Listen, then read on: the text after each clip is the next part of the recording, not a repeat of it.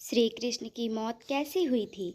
श्री कृष्ण की लीलाओं से कोई ही शायद सख्त अनजान होगा, लेकिन क्या आप जानते हैं कि कृष्ण की मृत्यु कब और कैसे हुई थी? वो कौन था जिसके हाथों श्री कृष्ण की मृत्यु हुई? मानवता और मानव जाति के लगभग नष्ट कर देने वाला कुरुक्षेत्र का युद्ध शांत हो चुका था। अपनी जीत पर पांडव खुश नहीं थे, बल्कि युद्ध से हुई तबाही को देखकर उनका मन बहुत विचलित था। युद्ध के बाद श्री कृष्ण पांडवों के साथ गांधारी और धृतराष्ट्र के पास बेटे दुर्योधन की मौत पर शोक जाहिर करने और क्षमा मांगने पहुँचे। दुर्योधन का खून से लथपथ शरीर और अंधे माँ बाप की आंखों से आंसुओं की बाढ़ से पांडवों का भी दिल भर गया। गांधारी पांडव को छोड़ श्री कृष्ण को दुर्योधन की मौत का असली जिम्मेदार मानने लगे। गांधारी ने श्री कृष्ण पर चीखते हुए कहा, आप द्वारकाधीश हैं, आपकी पूजा मैंने खुद विष्णु अवतार मानकर की। क्या आप अपने किए पर जरा भी शर्मिंदा नहीं हैं? आप चाहते हो तो अपनी दिव्य शक्तियों से इस युद्ध को टाल सकते थे। बेटे की मौत पर आंसुओं बहाने वाली एक माँ का दुख तुम खुद अपनी माँ देवकी से जाकर पूछो, जिसने अपने 7 बच्चों को अपनी आंखों के सामने मरते देखा है।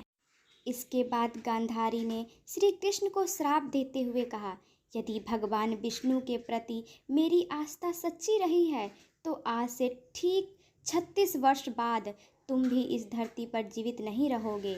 द्वारका तबाह हो जाएगा और यादव वंश का हर इंसान एक दूसरे के खून के प्यासे हो जाएंगे।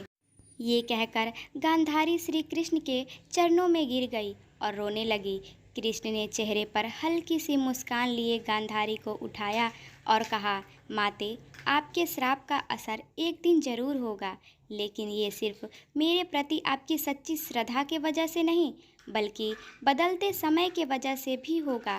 कहते हैं कि गांधारी का यही श्राप यादव वंश के विनाश और भगवान श्री कृष्ण की मृत्यु का कारण बना। कई साल बीतने के बाद श्री कृष्ण के पुत्र सावा गर्भवती स्त्री का भेष धारण कर ऋषि मुनियों से मिलने गए। ये देखकर ऋषि भड़क गए और उन्होंने सावा को श्राप दिया कि तुम एक ऐसे लोहे के तीर को जन्म दोगी जो तुम्हारे कुल साम्राज्य का सर्वनाश कर देगा। इससे सावा बहुत डर गई और उन्होंने इस पूरी घटना के बारे में उग्रसेन को बताया। सावा को इस श्राप से बचने के लिए उग्रसेन से कहा कि वो एक तीर का चूर्ण बनाकर उस प्रभाव नदी में प्रवाहित कर दे।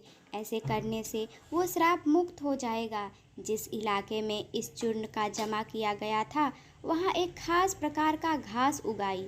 ये देखकर उग्रसेन ने कहा कि यादव राज्य में कोई किसी भी प्रकार के नशीले पदार्थ का उत्पादन और वितरण नहीं किया जाएगा। इसके बाद द्वारका ने कुछ बेहद अशुभ संकेत देखे, जिसमें सूर्योदर्शन चक्र, श्री कृष्ण का शंख, उनका रथ और बलराम के हल का अदृश्य हो जाना शामिल है। द्वारका में अपराध और पाप बढ़ने लगे थे। ये देख श्री कृष्ण परेशान हुए और उन्होंने अपनी प्रजा से प्रभास नदी के तट पर जाकर पापों का प्रायश्चित करने का आग्रह किया। द्वारकावासी वहां जाकर मंदिरा के नशे में चूर एक दूसरे को मारने लगे, लड़ने लगे। इस घटना के कुछ समय बाद श्री कृष्ण एक पेड़ के नीचे योग समाधि ले रहे थे। इसी दौरान जरा नाम का एक शिकारी वहां हिरण की तलाश में गया। जरा ने श्री कृष्ण को हिलाते हुए पैरों को हिरण समझा और तीर चला दिया। इसके बाद शिकारी श्री कृष्ण के पास पहुंचा और अपनी गलती के लिए उससे क्षमा मांगने लगा।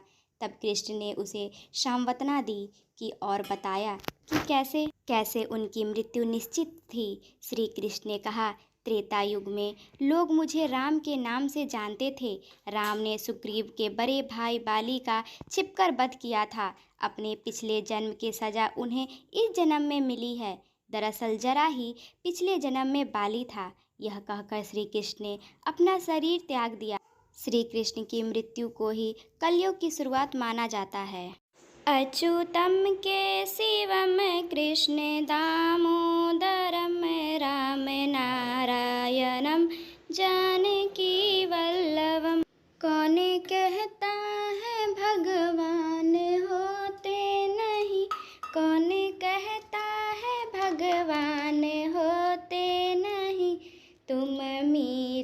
के जैसे बुलाते नहीं। अच्युतम केशवम कृष्ण दामोदरम राम नारायणम